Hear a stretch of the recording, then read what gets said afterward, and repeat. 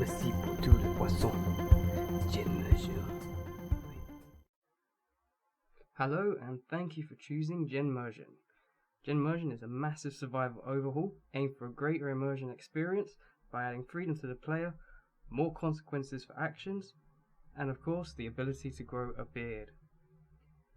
Most importantly, it adds a framework for modders to make their own much more compatible and customizable mods.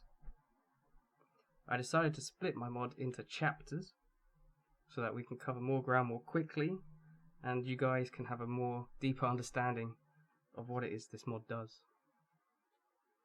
So,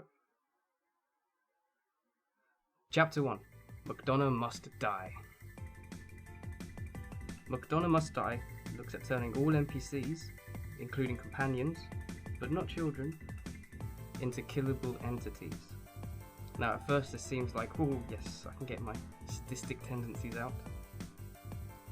But in actual fact, what it does is it brings more of a sandbox feeling into the game. There are more consequences for your actions. So, do you bring the now killable Preston Garvey with you out on a mission? What if he dies? Then the Minutemen quests are over. Does Marcy Long, that stupid face of hers, just get you triggered? Well, not anymore. Chapter 2, Scavenged Wastes. This section of the mod looks at the idea that actually you've been cryogenically frozen for 200 years, yet there is an abundance of wealth for the player to take. There are many items. Everyone has plentiful amounts of guns, ammunitions. So what I look to do here is remove that. Now you may be thinking, why the hell am I doing that? Surely this game is really about settlement building, but it's not for a lot of people. A lot of people are looking for a much more immersive experience. They want to believe that they are there, and this mod helps do that. I remember when I first played Fallout 2, I saw guns as a level up, and I thought, well, I'm putting all my points into that. I died within 10 minutes, because there were no guns at the start of the game, and that made it a lot harder and a lot more immersive despite the graphics. I've also reduced all the bobby pins, so there is somewhere between 40 to 110 bobby pins in the world. So suddenly now lockpicking is very much an activity you have to be selective with, and the lockpicking master perk kind of actually has an effect now. You'll notice raiders have a lot less armor, weapons, super mutants as well, settlers. I've also reduced water production. Now there is 95% less purified water as a result of overproduction in your settlements. So what this basically will do is reduce your cap count. You can stop farming so easily, and you're more selective about what you're buying when you're buying it. The last thing I did was, after a certain level, the spawn increases on cleared areas and uncleared areas as well. This is late game after level 50 to bring a balance towards the settlement building, which I think a player will be kind of looking towards once the storyline is over. The missions are becoming less frequent. Chapter 3, Martial Stance. Martial Stance is the counterpart to Scavenged Wastes.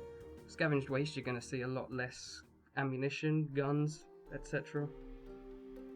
So you're going to be looking at melee a lot more often. And what Martial Stance does is gives you 5 stances per type of melee weapon, and that is unarmed, bladed, and blunt. For example, when you have unarmed rank 4, you are able to meditate, which when you are out of battle you can actually recover your health and limb conditions slowly. There are other cool things as well, like summoning the dead, being able to jump from rooftop to rooftop, a bit of Chinese cinema.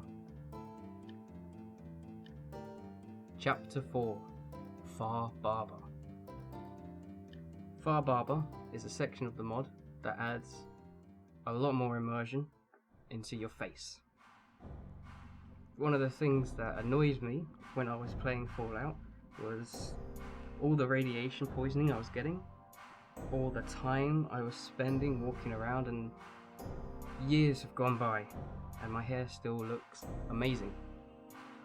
What Barber does is removes your hair, but also introduces the ability to regrow it dynamically.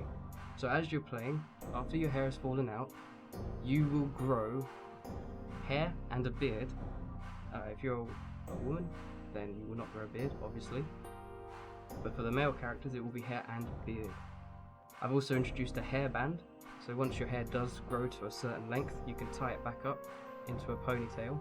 And I've actually included Azar's ponytail hairstyle mod, which can be found in the link below. Definitely get it, it's an awesome mod. Chapter 5. Make it a custom. Make it a custom basically introduces customizable mods onto consoles, but also looks at how you can create a mod that doesn't require all DLCs but still includes DLC content.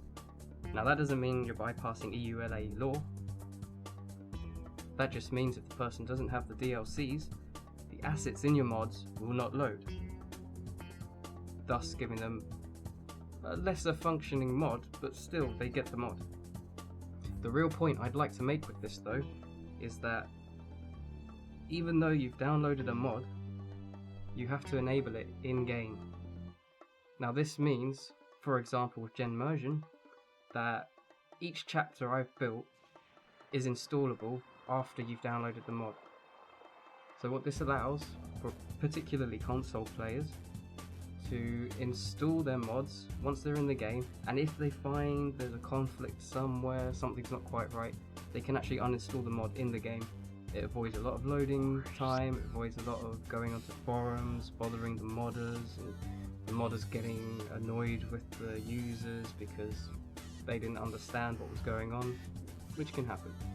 So I'm going to show you now the installing part of this mod, which allows you to pick and choose what exactly you would like to have from my mod activated. Play me out, maestro.